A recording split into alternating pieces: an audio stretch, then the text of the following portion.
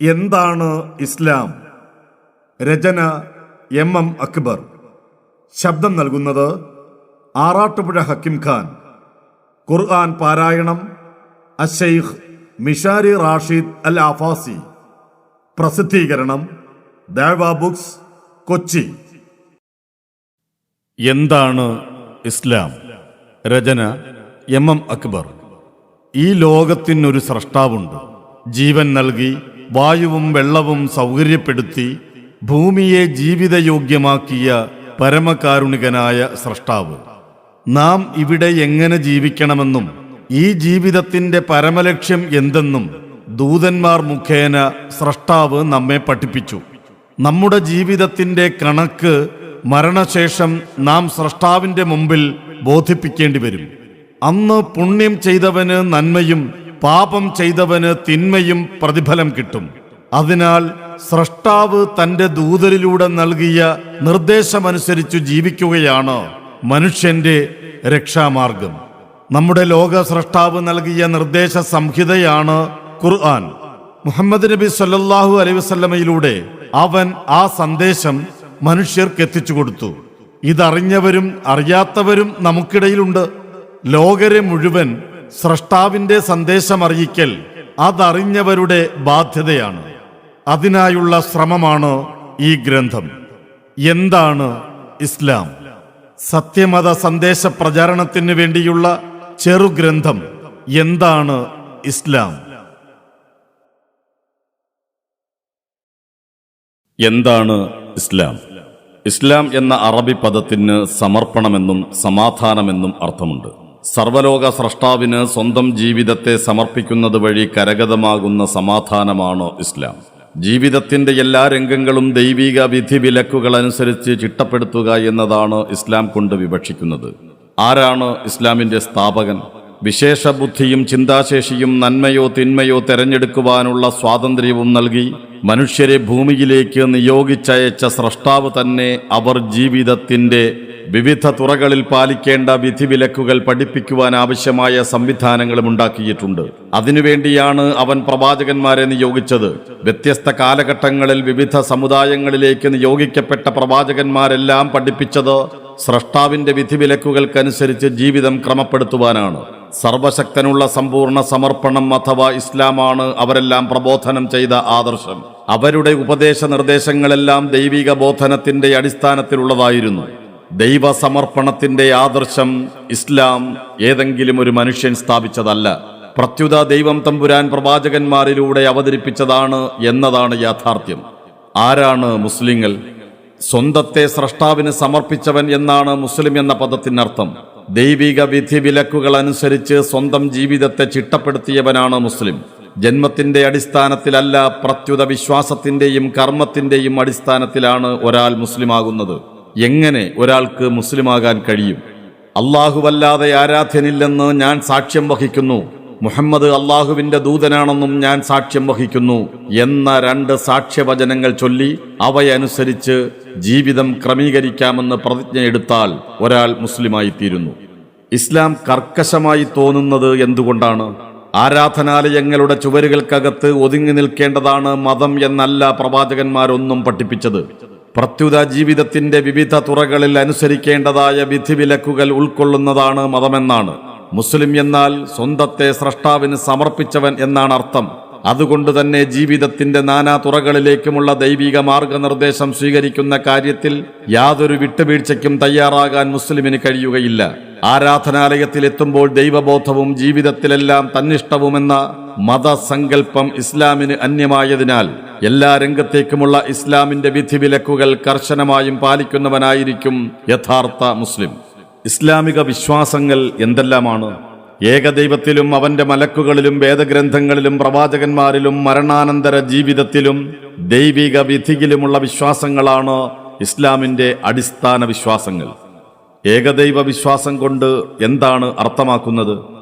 ഈ പ്രപഞ്ചത്തിലെ വലുതും ചെറുതുമായ സകല പ്രതിഭാസങ്ങളുടെയും സൃഷ്ടാവും സംരക്ഷകനുമായ അല്ലാഹു അവന്റെ സത്തയിലും ഗുണങ്ങളിലും പ്രവർത്തനങ്ങളിലും ഏകനും അദ്വിതീയനുമാണ്. സർവശക്തനും സർവോന്നതനും സ്വയം സമ്പൂർണനുമായ അവനു മാത്രമേ ആരാധനകൾ അർപ്പിക്കുവാൻ പാടുള്ളൂ. സ്രഷ്ടാവായ ഒരു ദൈവമുണ്ടെന്ന കേവല വിശ്വാസത്തിലുപരിയായി പരമകാരുണികനും സർവജ്ഞനുമായ അവനു മാത്രം പ്രാർത്ഥനാ വഴിപാടുകൾ അർപ്പിക്കപ്പെടുന്ന അവസ്ഥ സംജാതമാവുകയാണ് ഇസ്ലാം ഏകദൈവ വിശ്വാസം കൊണ്ട് വിവക്ഷിക്കുന്നത്. ആരാണ് അല്ലാഹു? സർവലോക സ്രഷ്ടാവായ ഏകദൈവത്തെ അറബിയിൽ സംബോധന ചെയ്യുന്നത് അല്ലാഹുവെന്നാണ്. എല്ലാത്തരം ആരാധനകളും യഥാർത്ഥത്തിൽ അർഹിക്കുന്നവൻ എന്നാണ് അല്ലാഹുവെന്ന പദത്തിന്റെ ഭാഷാപരമായ അർത്ഥം. അറബി നാടുകളിൽ വസിക്കുന്ന അമുസ്ലിങ്ങളും ഏകദൈവത്തെ അല്ലാഹുവെന്ന് തന്നെയാണ് വിളിക്കുന്നത്. ലിംഗഭേദമോ ബഹുവചന പ്രയോഗമോ ഇല്ലാത്ത നാമമാണിത്. ദൈവിക മഹത്വത്തെ പൂർണ്ണമായി ദ്യോതിപ്പിക്കുന്നതും ഇതര ഭാഷകളിലെ പ്രയോഗങ്ങളെക്കാൾ കൃത്യവുമായതിനാലാണ് അല്ലാഹുവെന്നു തന്നെ ദൈവം തമ്പുരാനെ മുസ്ലിങ്ങൾ സംബോധന ചെയ്യുന്നത്. ഏകദൈവത്തെ അവന്റെ പരിശുദ്ധിക്കും മഹത്വത്തിനും ഇണങ്ങുന്ന ഏതു നാമത്തിലും അഭിസംബോധന ചെയ്യാമെന്നതാണ് ഇസ്ലാമിന്റെ കാഴ്ചപ്പാട്. ആരാണ് മലക്കുകൾ? മനുഷ്യന് തന്റെ സാധാരണ നിലയ്ക്കുള്ള ഇന്ദ്രിയജ്ഞാനം കൊണ്ട് മനസ്സിലാക്കുവാനോ അനുഭവിക്കുവാനോ സാധിക്കാത്ത പ്രകാശത്താൽ സൃഷ്ടിക്കപ്പെട്ട ദൈവദാസന്മാരാണ് മലക്കുകൾ. വ്യത്യസ്ത ദൗത്യങ്ങൾക്കായി നിയോഗിക്കപ്പെട്ടവരും ദൈവത്തെ ധിക്കരിക്കുവാൻ കഴിയാത്തവരുമാണിവർ. എന്താണ് വേദഗ്രന്ഥങ്ങൾ? മനുഷ്യർ എങ്ങനെ ജീവിക്കണമെന്ന് പഠിപ്പിക്കുന്നതിന് വേണ്ടി നിയോഗിക്കപ്പെട്ട പ്രവാചകന്മാരിലൂടെ ദൈവം അവതരിപ്പിച്ച മാർഗദർശക ഗ്രന്ഥങ്ങളാണ് വേദഗ്രന്ഥങ്ങൾ. ഇഹപര ജീവിത വിജയത്തിനാവശ്യമായ ദൈവിക നിയമനിർദ്ദേശങ്ങളുടെ സമാഹാരമാണോ വേദം എന്ന് പറയാം. 4 വേദഗ്രന്ഥങ്ങളുടെ പേരുകളാണ് അവസാനത്തെ വേദമായ ഖുർആനിൽ പരാമർശിക്കപ്പെട്ടിരിക്കുന്നത്. മൂസ അലൈഹിസ്സലാമയിലൂടെ അവതരിപ്പിക്കപ്പെട്ട തൗറാത്തും ദാവൂദ് അലൈഹിസ്സലാമയിലൂടെ അവതരിപ്പിക്കപ്പെട്ട സബൂറും ഈസാ അലൈഹിസ്സലാമയിലൂടെ അവതരിപ്പിക്കപ്പെട്ട ഇൻജീലും മുഹമ്മദ് സല്ലല്ലാഹു അലൈഹി വസല്ലമയിലൂടെ അവതരിപ്പിക്കപ്പെട്ട ഖുർആനുമാണവ. ഇവ കൂടാതെയും മറ്റു ചില പ്രവാചകന്മാരിലൂടെ വേദഗ്രന്ഥങ്ങൾ അവതരിപ്പിക്കപ്പെട്ടിരുന്നുവെന്ന് ഖുർആൻ വ്യക്തമാക്കുന്നുണ്ട്. ഈ വേദഗ്രന്ഥങ്ങളെല്ലാം മനുഷ്യരെ ദുർമാർഗത്തിൽ നിന്ന് അകറ്റി സന്മാർഗത്തിലേക്ക് നയിക്കുന്നതിന് വേണ്ടി ദൈവം തമ്പുരാൻ അവതരിപ്പിച്ചവയായിരുന്നു. ആരാണ് പ്രവാചകന്മാർ? നന്മയും തിന്മയും എന്താണെന്ന് മനുഷ്യർക്ക് മനസ്സിലാക്കി കൊടുക്കുന്നതിന് വേണ്ടി ദൈവം തമ്പുരാൻ മനുഷ്യർക്കിടയിൽ നിന്ന് ചിലരെ തെരഞ്ഞെടുത്ത് ദൗത്യമേൽപ്പിക്കാറുണ്ട്. ഇങ്ങനെ ദൗത്യമേൽപ്പിക്കപ്പെട്ടവരാണ് പ്രവാചകന്മാർ. മനുഷ്യരെ നേർമാർഗത്തിലേക്ക് ക്ഷണിക്കുന്നതിന് വേണ്ടി പ്രവാചകന്മാർ നിയോഗിക്കപ്പെടാത്ത ഒരു സമുദായവുമില്ല. മാതൃകാ ജീവിതം നയിച്ച് മനുഷ്യത്വത്തിന്റെ പൂർണ്ണത പ്രാപിച്ച പ്രവാചകന്മാരൊന്നും തന്നെ തങ്ങൾക്ക് ദിവ്യത്വമുണ്ടെന്ന് വാദിച്ചിരുന്നില്ല. അവരെല്ലാവരും മനുഷ്യരായിരുന്നു, പച്ചയായ മനുഷ്യർ. ദൈവനിയുക്തരായ എല്ലാ പ്രവാചകന്മാരിലും വിശ്വസിക്കേണ്ടത് ഓരോ മുസ്ലിമിന്റെയും ബാധ്യതയാണ്. മരണാനന്തര ജീവിതത്തെക്കുറിച്ച് ഇസ്ലാം എന്തു പറയുന്നു? മരണം മനുഷ്യജീവിതത്തിന്റെ അന്ത്യമല്ല, പ്രത്യുത ശാശ്വതമായ മരണാനന്തര ജീവിതത്തിലേക്കുള്ള വാതായനമാണെന്നാണ് ഇസ്ലാം പഠിപ്പിക്കുന്നത്. ഇവിടെ വെച്ച് ചെയ്യുന്ന തിന്മകൾക്ക് തക്കതായ പ്രതിഫലം ലഭിക്കുന്നതോ മരണാനന്തര ജീവിതത്തിൽ വെച്ച് മാത്രമാണ്.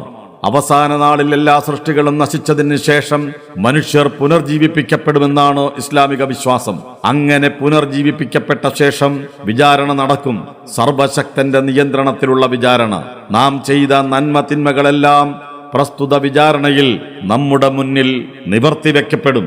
എന്നിട്ട് പൂർണ്ണമായ നീതി നടപ്പാക്കപ്പെടും. നന്മ ചെയ്തവർക്ക് നന്മയും തിന്മ ചെയ്തവർക്ക് തിന്മയുമായിരിക്കും പ്രതിഫലം.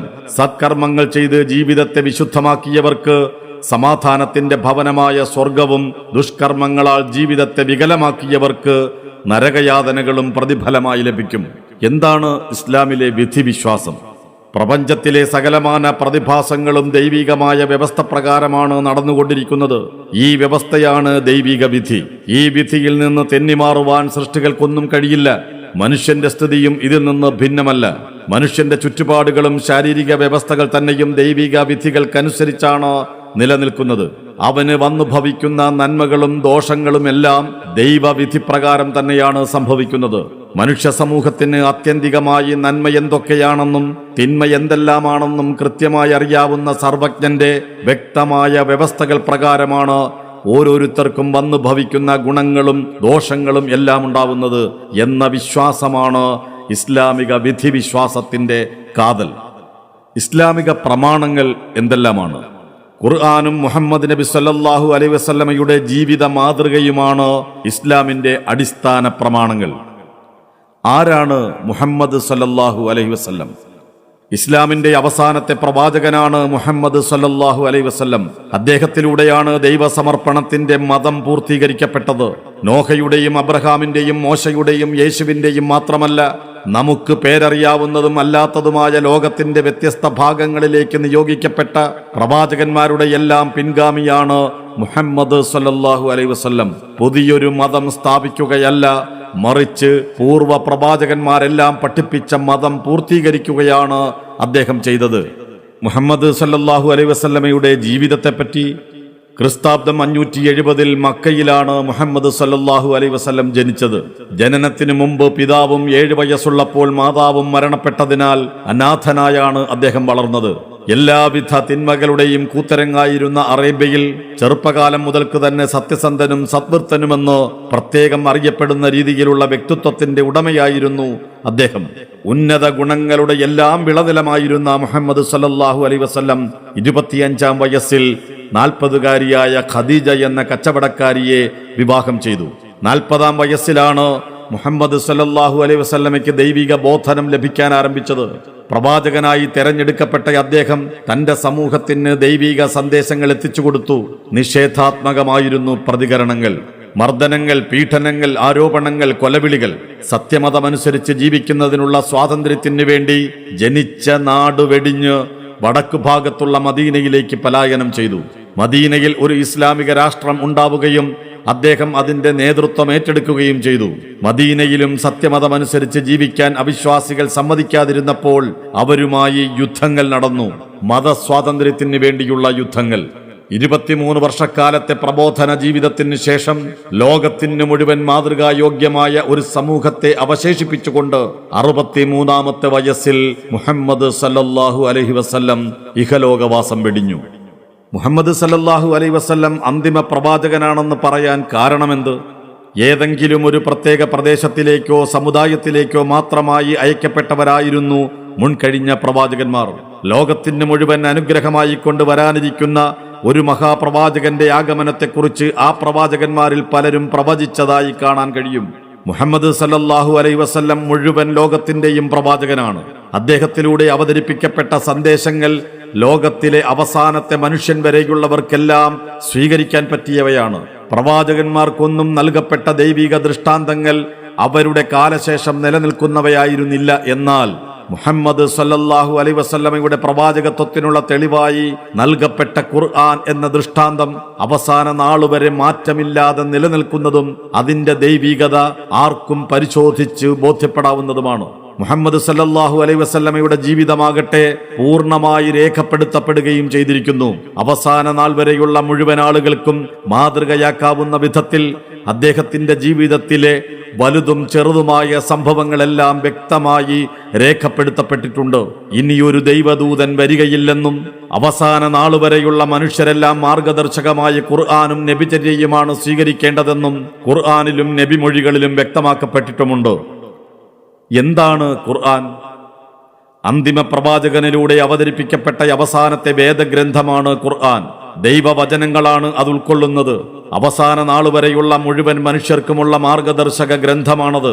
അതുകൊണ്ട് തന്നെ അന്ത്യനാളുവരെ ഖുർആനിനെ യാതൊരു മാറ്റത്തിരുത്തലുകളുമില്ലാതെ നിലനിർത്തുമെന്ന് അത് അവതരിപ്പിച്ച ദൈവം തമ്പുരാൻ തന്നെ മനുഷ്യർക്ക് വാഗ്ദാനം നൽകിയിട്ടുണ്ട്.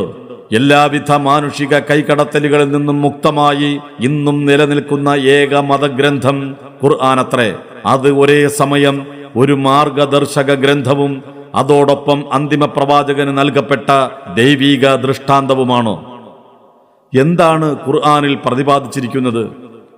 മനുഷ്യരുടെ ഇഹലോകത്തെയും മരണാനന്തര ജീവിതത്തിലെയും വിജയത്തിനാവശ്യമായ ധാർമ്മിക നിർദ്ദേശങ്ങളാണ് ഖുർആനിലുള്ളത്. സ്രഷ്ടാവും സൃഷ്ടികളും തമ്മിലുള്ള ബന്ധമാണ് ഖുർആനിന്റെ മുഖ്യ പ്രമേയമെന്ന് പറയാം. മാനവ സമൂഹത്തെ ആത്യന്തികമായ നന്മയിലേക്ക് നയിക്കുന്ന വിശ്വാസാചാരങ്ങളെയും ജീവിത രീതിയെയും കുറിച്ച പ്രതിപാദനങ്ങളാണ് അതിൽ നിറഞ്ഞു നിൽക്കുന്നത്.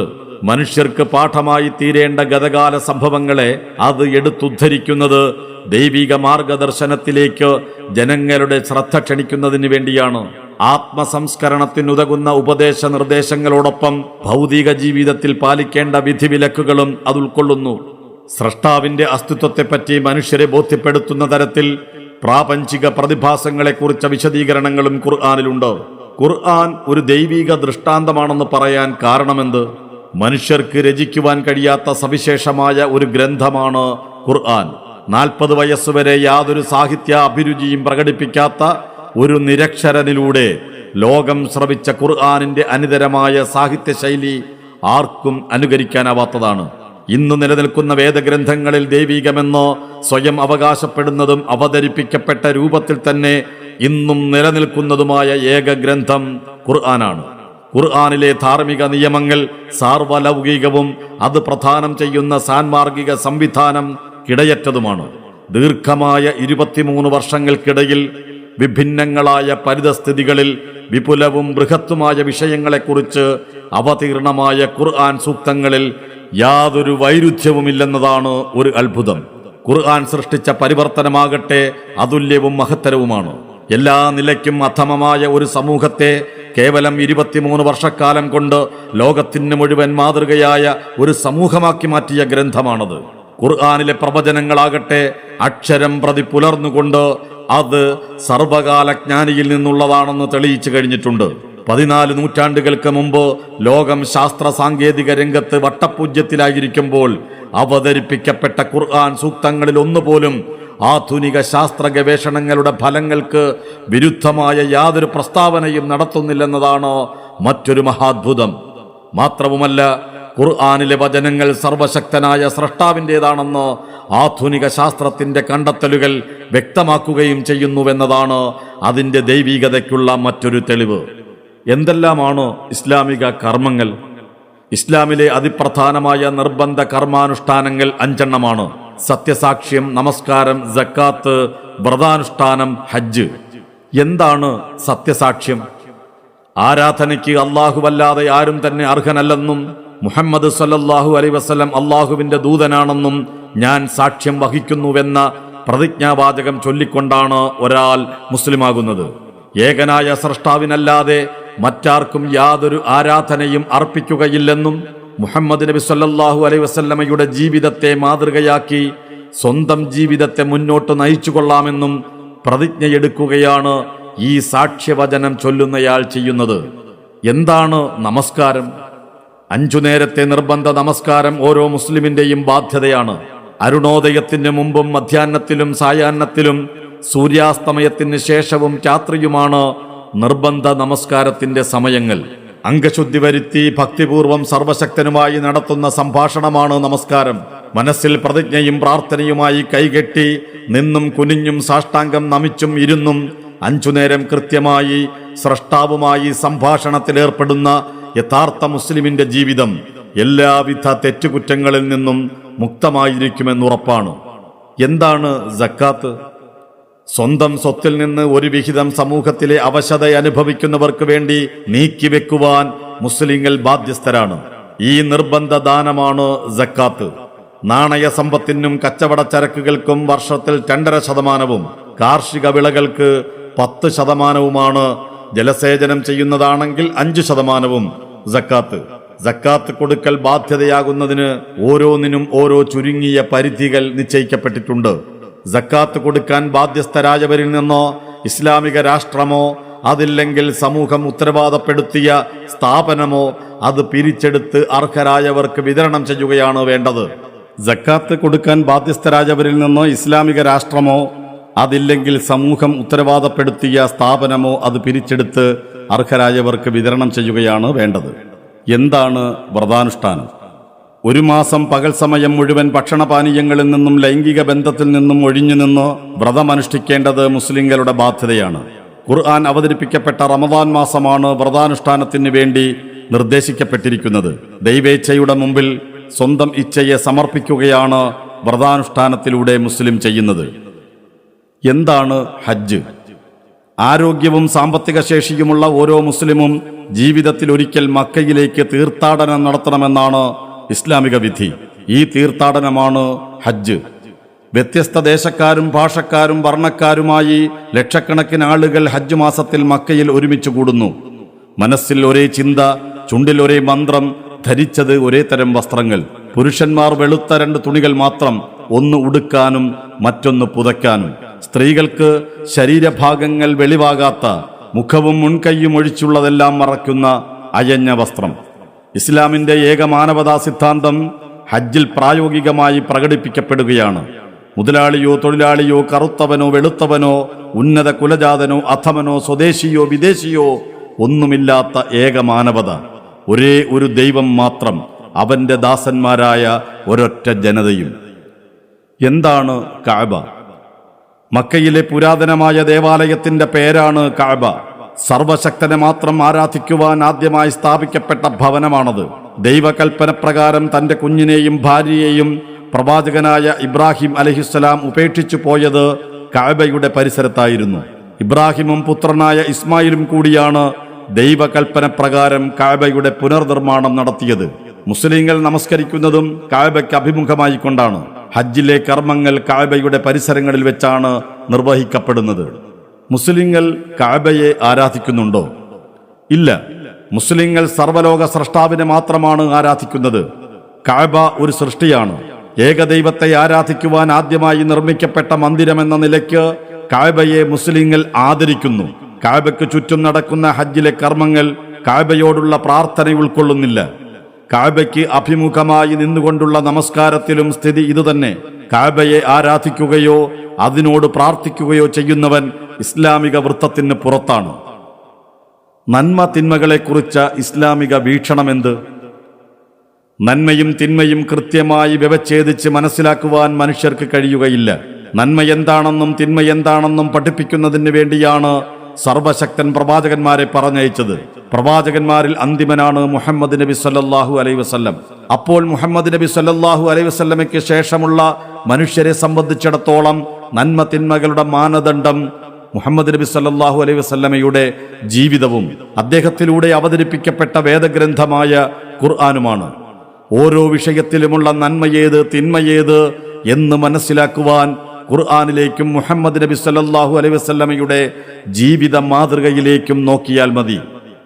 മുസ്ലിമിന്റെ സ്വഭാവ സവിശേഷതകൾ എന്തെല്ലാമായിരിക്കണം? സത്യസന്ധത, നീതിനിഷ്ഠ, കരാർ പാലനം, ക്ഷമ, സഹനം, കാരുണ്യം, വിനയം, വാത്സല്യം, ലജ്ജ, മാന്യത, സ്നേഹം, ആദരവ് തുടങ്ങിയ സ്വഭാവങ്ങളെല്ലാം മുസ്ലിമിന്റെ ഓരോ പ്രവർത്തനത്തിലും ഉണ്ടാവണമെന്നാണ് ഖുർആനും നബിമൊഴികളും നിഷ്കർഷിക്കുന്നത്. മുസ്ലിമിൽ ഉണ്ടാവാൻ പാടില്ലാത്ത സ്വഭാവങ്ങൾ എന്തെല്ലാം? കാപട്യം, അസൂയ, അത്യാഗ്രഹം, വിദ്വേഷം, വഞ്ചന, ധൂർത്ത്, പിശുക്ക്, അഹങ്കാരം, കൃത്രിമത്വം, പൊങ്ങച്ചം, പരിഹസിക്കൽ, കള്ളം പറയൽ, ഏഷണി, പരദൂഷണം പറയൽ, മുൻകോപം എന്നീ ദുസ്വഭാവങ്ങളൊന്നും മുസ്ലിമിൽ ഉണ്ടാവാൻ പാടില്ലെന്നാണ് ഖുർആനും നബിവചനങ്ങളും വ്യക്തമാക്കുന്നത്. ഭക്ഷണത്തിന്റെ കാര്യത്തിലുള്ള ഇസ്ലാമിക നിലപാടെന്താണ്? ഭക്ഷണപാനീയങ്ങൾ പൂർണ്ണമായും ഉപേക്ഷിച്ചുകൊണ്ടാണ് മോക്ഷം നേടേണ്ടത് എന്ന നിലപാടിനോട് ഇസ്ലാം യോജിക്കുന്നില്ല. എല്ലാ നല്ല ഭക്ഷണപാനീയങ്ങളും ഉപയോഗിക്കുവാൻ അനുവദിക്കുന്നതിനോടൊപ്പം തന്നെ ഈ രംഗത്ത് അടിമത്തം പാടില്ലെന്ന് ഇസ്ലാം പ്രത്യേകമായി നിഷ്കർഷിക്കുന്നുണ്ട്. ശവം, പന്നിമാംസം, രക്തം, മദ്യം, ദൈവേതരരുടെ പേരിൽ അറുക്കപ്പെട്ടത് തുടങ്ങിയ നിഷിദ്ധമാക്കപ്പെട്ട ഭക്ഷണപാനീയങ്ങളിൽ നിന്ന് പൂർണ്ണമായും ഒഴിഞ്ഞു നിൽക്കുന്നവനാണ് യഥാർത്ഥ മുസ്ലിം. വസ്ത്രധാരണത്തെക്കുറിച്ച ഇസ്ലാമിക വിധി എന്താണ്? വസ്ത്രം അലങ്കാരത്തിനും നഗ്നത മറയ്ക്കാനുമുള്ളതാണ്. വസ്ത്രധാരണത്തിൽ അമിതത്വവും അഹങ്കാരവും ഉണ്ടാകാൻ പാടില്ല. സ്ത്രീകളും പുരുഷന്മാരും എല്ലാം മാന്യമായി വസ്ത്രം ധരിക്കണമെന്നാണ് ഇസ്ലാം പഠിപ്പിക്കുന്നത്. നഗ്നത മറയ്ക്കുകയാണ് വസ്ത്രധാരണത്തിന്റെ പരമപ്രധാനമായ ലക്ഷ്യം. പുരുഷനും സ്ത്രീയും അപരനിൽ ലൈംഗിക വികാരമുണ്ടാക്കുന്ന രീതിയിൽ വസ്ത്രം ധരിക്കാൻ പാടില്ല. സ്ത്രീ അവളുടെ മുഖവും മുൻകൈയും ഒഴിച്ച് ബാക്കി ശരീരഭാഗങ്ങളെല്ലാം പൂർണ്ണമായി മറച്ചിരിക്കണം. അവളുടെ വിശുദ്ധി കാത്തുസൂക്ഷിക്കുകയും അവൾ ആക്രമിക്കപ്പെടാതിരിക്കുന്ന അവസ്ഥ സംജാതമാക്കുകയുമാണ് ഈ വസ്ത്രധാരണത്തിന്റെ ലക്ഷ്യം. വിനോദങ്ങളെ ഇസ്ലാം എങ്ങനെ കാണുന്നു? മാനസികവും ശാരീരികവുമായ ഉല്ലാസത്തിനുതകുന്ന വിനോദങ്ങളെ ഇസ്ലാം അനുവദിക്കുകയും അവ ഒരിക്കലും അതിര് കവിയരുതെന്ന് നിഷ്കർഷിക്കുകയും ചെയ്യുന്നു.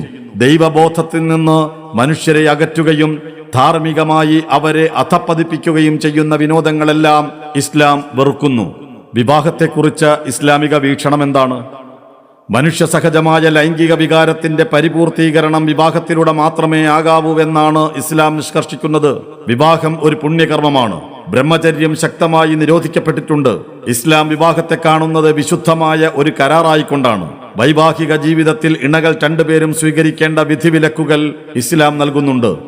ഈ വിധിവിലക്കുകൾ അനുസരിക്കുന്നത് വഴി സംതൃപ്തമായ വൈവാഹിക ജീവിതവും സമാധാനപൂർണമായ മരണാനന്തര ജീവിതവും ലഭിക്കുമെന്നതാണ് വാസ്തവം. ഇസ്ലാമിലെ വിവാഹം എങ്ങനെയാണ്? സ്ത്രീയുടെ സമ്മതത്തോടെ അവളുടെ രക്ഷിതാവ് പുരുഷന് തന്റെ മകളെ അഥവാ സംരക്ഷണത്തിൽ കഴിയുന്നവളെ ഏൽപ്പിച്ചു കൊടുക്കുകയും പുരുഷൻ അത് ഏറ്റെടുക്കുകയും ചെയ്യുന്ന ലളിതമായ ഒരു ചടങ്ങാണ് ഇസ്ലാമിലെ വിവാഹം. വിവാഹാവസരത്തിൽ പുരുഷൻ സ്ത്രീക്ക് വിവാഹമൂല്യം നൽകണമെന്നാണ് ഇസ്ലാം നിഷ്കർഷിക്കുന്നത്. സ്ത്രീധന സമ്പ്രദായം ഇസ്ലാമികമല്ല. കുടുംബത്തിലെ പുരുഷന്റെയും സ്ത്രീകളുടെയും ബാധ്യതകൾ എന്തൊക്കെയാണ്?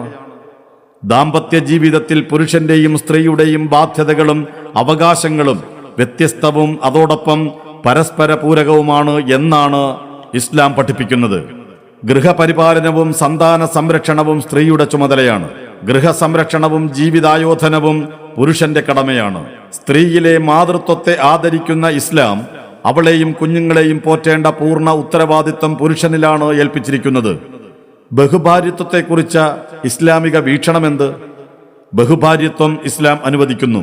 ഭാര്യമാർക്കിടയിൽ നീതിയോടെ വർത്തിക്കണമെന്ന നിബന്ധനയോടെ 4 ഭാര്യമാരിൽ കവിയരുത്.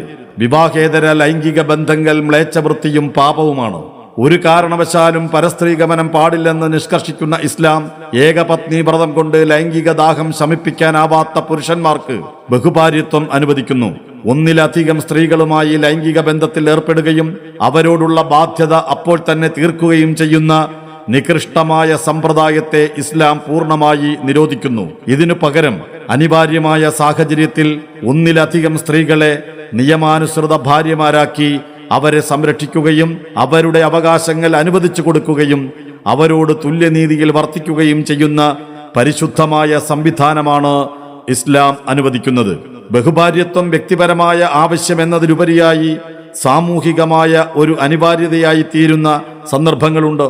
സമൂഹത്തിലെ സ്ത്രീകളുടെ എണ്ണം പുരുഷന്മാരുടേതിനേക്കാൾ വർദ്ധിക്കുന്ന അവസരങ്ങളിലാണിത്. പൊതുവെ സമൂഹത്തിൽ പുരുഷന്മാരെക്കാൾ സ്ത്രീകളാണുണ്ടാവുക. ഇന്ന് ലോകത്തിലെ സ്ത്രീകളുടെ എണ്ണം പുരുഷന്മാരുടേതിനേക്കാൾ വളരെയേറെയാണ്. യുദ്ധകാലത്ത് ഈ അനുപാത വ്യത്യാസം വളരെ കൂടുതലായി തീരും. യുദ്ധത്തിൽ പുരുഷന്മാർ മരണപ്പെടാനാണല്ലോ സാധ്യത ഏറെയുള്ളത്. ഇത്തരം സന്ദർഭങ്ങളിൽ ബഹുഭാര്യത്വം ഒരു സാമൂഹികമായ അനിവാര്യതയായി തീരുമെന്നതുകൂടി കണക്കിലെടുത്തുകൊണ്ടാണ് ഇസ്ലാം ഇത് അനുവദിച്ചിരിക്കുന്നത്. വിവാഹമോചനത്തെക്കുറിച്ച് ഇസ്ലാം എന്തു പറയുന്നു? കുടുംബ ബന്ധം സുദൃഢമായി നിലനിൽക്കുന്നതിനാവശ്യമായ നിർദ്ദേശങ്ങളാണ് ഇസ്ലാം നൽകുന്നത്. ഈ നിർദ്ദേശങ്ങൾ പാലിച്ചുകൊണ്ടുള്ള ജീവിതം കുടുംബത്തിന്റെ കെട്ടുറപ്പിനും പ്രശ്നരഹിതമായ ദാമ്പത്യത്തിനും വഴിയൊരുക്കുന്നു. എന്നാൽ കുടുംബജീവിതത്തിൽ ഉണ്ടായേക്കാവുന്ന അസ്വാരസ്യങ്ങൾക്ക് നേരെ ഇസ്ലാം കണ്ണടയ്ക്കുന്നില്ല. അച്ചടക്ക ലംഘനം കൊണ്ടുണ്ടാവുന്ന അസ്വാരസ്യങ്ങൾ വഴി കുടുംബ ബന്ധം മുറിഞ്ഞു പോകാതിരിക്കാൻ പ്രായോഗികവും ശാസ്ത്രീയവുമായ 3 മാർഗങ്ങൾ ഇസ്ലാം നിർദ്ദേശിക്കുന്നു.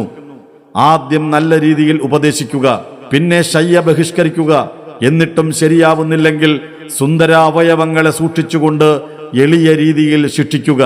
ഈ 3 മാർഗങ്ങളും പരാജയപ്പെട്ടാൽ ഇണകളുടെ വീട്ടുകാർ തമ്മിൽ അനുരഞ്ജനത്തിന് ശ്രമിക്കുക.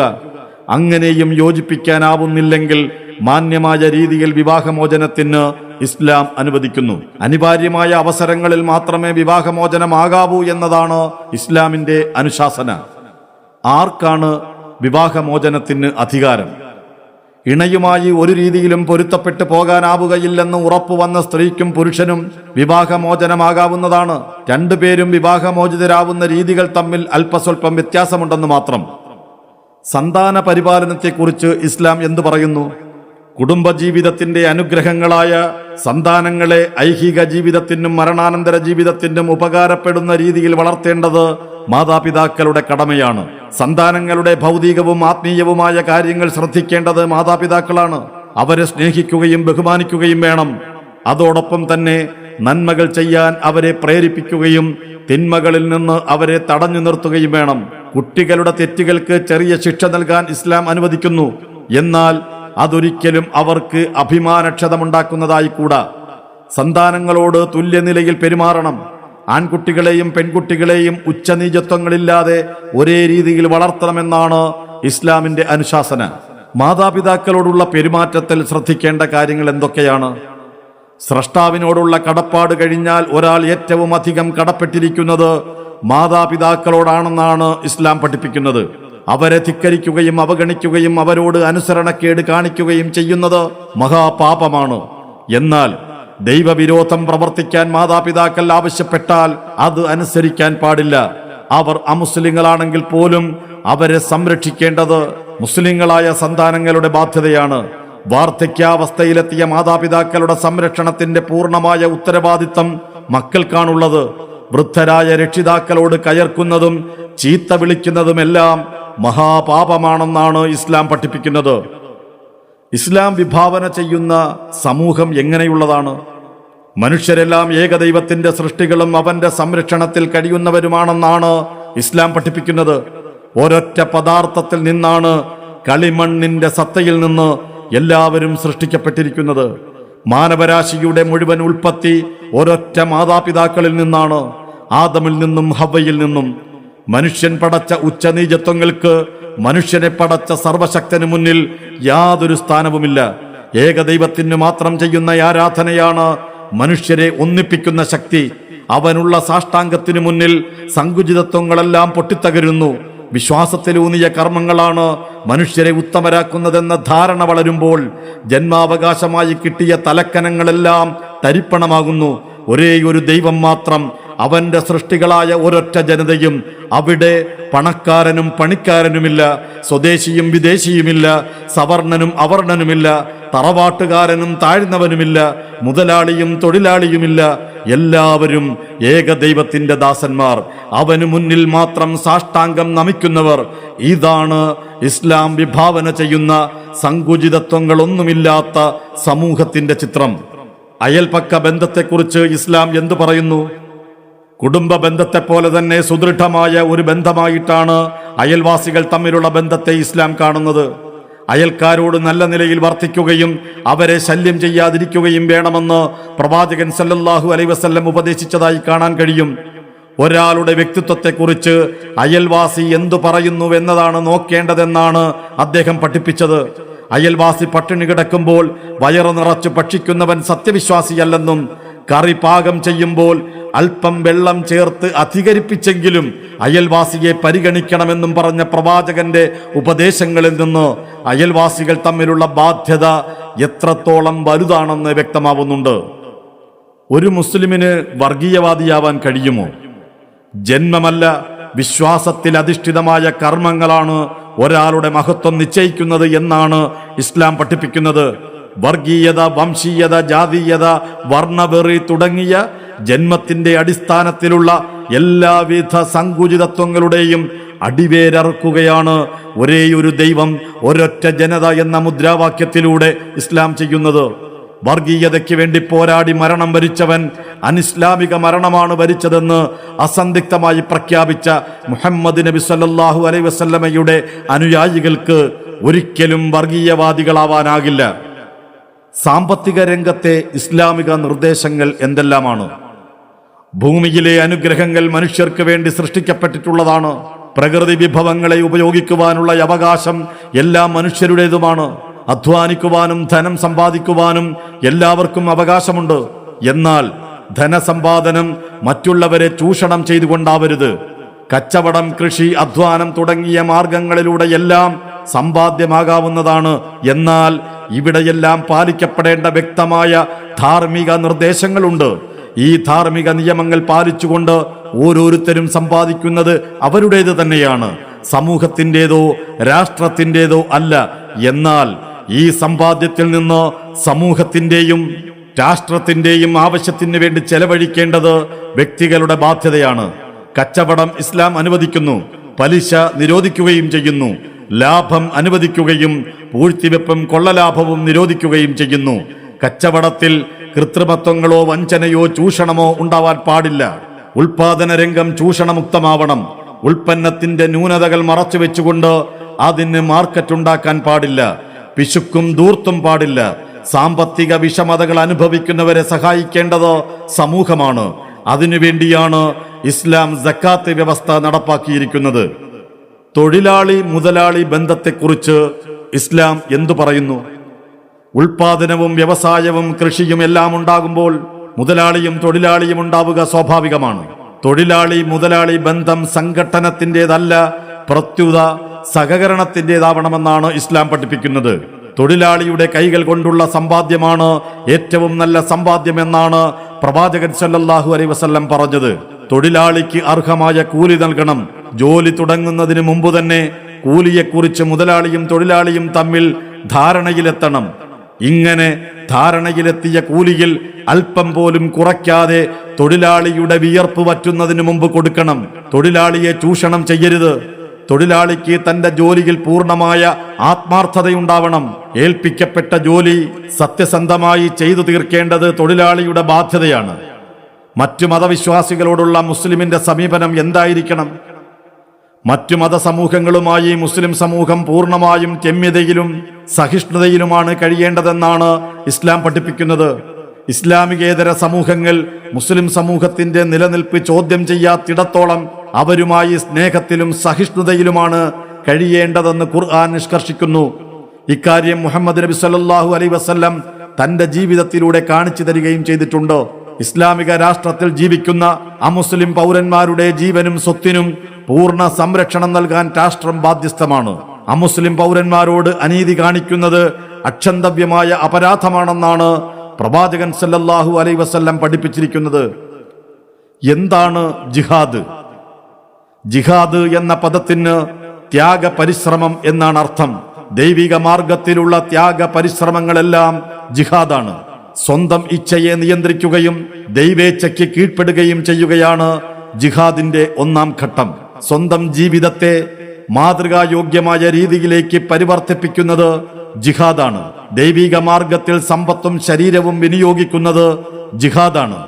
സത്യമത സാക്ഷ്യം സ്വീകരിച്ച് ഇസ്ലാമിക സമൂഹത്തിൽ അംഗമാകുന്ന ഒരാൾക്ക് സത്യമതത്തിന്റെ സന്ദേശം സഹോദരങ്ങൾക്ക് എത്തിക്കുക എന്നത് ബാധ്യതയത്രേ. ഈ ബാധ്യതാ നിർവഹണത്തിന്റെ പാതയിലെ ത്യാഗ പരിശ്രമങ്ങൾ ജിഹാദാണ്.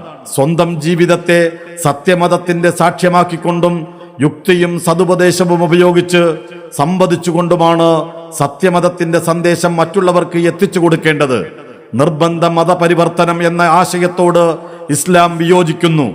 മതകാര്യത്തിൽ യാതൊരു നിർബന്ധവും പാടില്ലെന്നും ഒരാൾ സ്വമനസ്സാലെയാണ് വിശ്വാസം സ്വീകരിക്കേണ്ടതെന്നും ജനങ്ങളെ ഉത്ബോധിപ്പിക്കുക മാത്രമാണ് സത്യവിശ്വാസികളുടെ കടമയെന്നുമാണ് ഖുർആൻ വ്യക്തമാക്കുന്നത്. മതത്തിന്റെ പേരിൽ നിരപരാധികളെ ആക്രമിക്കുന്നതിനെ ഇസ്ലാം അനുവദിക്കുന്നില്ല. ഇസ്ലാം അനുസരിച്ച് ജീവിക്കാനുള്ള അവകാശം നിഷേധിക്കപ്പെടുകയും അത് പ്രചരിപ്പിക്കാനുള്ള സ്വാതന്ത്ര്യം ഹനിക്കപ്പെടുകയും ചെയ്യുന്ന അവസരത്തിൽ അനിവാര്യമെങ്കിൽ ബലപ്രയോഗത്തിലൂടെ മതസ്വാതന്ത്ര്യം ഉറപ്പുവരുത്താമെന്നാണ് ഇസ്ലാമിന്റെ നിലപാട്. അക്രമം അവസാനിപ്പിച്ച് സമാധാനം സ്ഥാപിക്കുന്നതിന് വേണ്ടിയാണ് ഇസ്ലാം യുദ്ധം അനുവദിച്ചിരിക്കുന്നത്. യുദ്ധത്തിൽ പോലും മാന്യത കൈവെടിയാൻ പാടില്ലെന്നും പരിധി ലംഘിക്കരുതെന്നുമാണ് ഖുർആനിന്റെ ശാസന. മുസ്ലിം സമൂഹം യുദ്ധം ചെയ്യാൻ നിർബന്ധിതരാവുന്ന ഘട്ടത്തിൽ സമൂഹത്തിലെ കഴിവും ആരോഗ്യവുമുള്ളവരെല്ലാം അതിന് സന്നദ്ധരാവേണ്ടതാണ്. സത്യമതത്തിന്റെ സംരക്ഷണത്തിന് വേണ്ടി നടത്തുന്ന ത്യാഗ പരിശ്രമങ്ങളെല്ലാം ജിഹാദാണ്. അതിൽ അവസാനത്തേതാണ് സായുധ സമരം. ഇസ്ലാം എങ്ങനെയാണ് ലോകത്ത് വ്യാപിച്ചത്? സ്രഷ്ടാവായ ഏകദൈവത്തെ മാത്രം ആരാധിക്കുകയും അവന്റെ ദൂതന്മാരെ പിൻപറ്റുകയും ചെയ്യുക എന്ന അന്ധവിശ്വാസങ്ങളിൽ നിന്ന് മുക്തമായ ആദർശത്തിലേക്ക് ചിന്തിക്കുന്നവർ ആകൃഷ്ടരായതാണ് ഇസ്ലാം അതിവേഗം വ്യാപിക്കുവാനുണ്ടായ കാരണം. വ്യാജ ദൈവങ്ങളും അവയുടെ ദല്ലാളന്മാരായ പൗരോഹിത്യവും ബന്ധനസ്ഥമാക്കി വെച്ചിരുന്ന മനുഷ്യധിഷണയെ പ്രവർത്തനോന്മുഖമാക്കുന്ന ദൈവസമർപ്പണത്തിന്റെ പാതയിലേക്ക് ചിന്തിക്കുന്ന ജനങ്ങൾ ആകർഷിക്കപ്പെടുക സ്വാഭാവികമായിരുന്നു. ദൈവത്തിന്റെ ഏകത്വത്തോടൊപ്പം ഇസ്ലാം മുന്നോട്ട് വെച്ച മനുഷ്യ സമൂഹത്തിന്റെ ഏകത എന്ന ആശയം ജന്മത്തിന്റെ പേരിൽ കെട്ടി ഉയർത്തപ്പെട്ട സങ്കുചിതത്വങ്ങളുടെ എല്ലാം അടിവേരറുക്കുന്നതാണ്. ജാതിയുടെയും വർഗത്തിന്റെയും പേരിൽ അടിച്ചമർത്തപ്പെട്ട് കഴിഞ്ഞിരുന്ന ജനവിഭാഗങ്ങൾ ഏകമാനവതയുടെ സന്ദേശത്തിലേക്ക് കടന്നു വന്നതും ഇസ്ലാമിന്റെ വ്യാപനത്തിന് നിമിത്തമായിട്ടുണ്ട്. കച്ചവടാവശ്യാർത്ഥവും മറ്റും ലോകത്തിന്റെ വ്യത്യസ്ത ഭാഗങ്ങളിലെത്തിയ മുസ്ലിങ്ങളുടെ നിസ്വാർത്ഥതയും ആത്മാർത്ഥവുമായ ജീവിതവും അന്നാട്ടുകാരെ ഇസ്ലാമിലേക്ക് ആകർഷിക്കുവാൻ കാരണമായിട്ടുണ്ട്. ഇങ്ങനെയെല്ലാം മനുഷ്യ മനസ്സുകളിലേക്ക് സന്നിവേശിച്ച ഇസ്ലാം ഇന്ന് ലോകത്തെ എല്ലാ ഭൂഖണ്ഡങ്ങളിലുമുള്ള കോടിക്കണക്കിന് ആളുകളുടെ ചിന്തയെയും പ്രവർത്തനങ്ങളെയും സ്വാധീനിച്ചു കൊണ്ടിരിക്കുന്ന ആദർശമാണ്.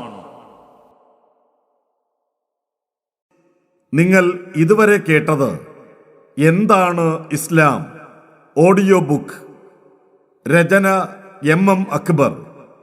ശബ്ദം നൽകിയത് ആറാട്ടുപുഴ ഹക്കിം ഖാൻ. ഖുർആൻ പാരായണം അശൈഖ് മിഷാരി റാഷിദ് അൽ ആഫാസി. പ്രസിദ്ധീകരണം ദഅവ ബുക്സ്, കൊച്ചി. എന്താണ് ഇസ്ലാം ഓഡിയോ ബുക്ക് ഇവിടെ പൂർണ്ണമാകുന്നു.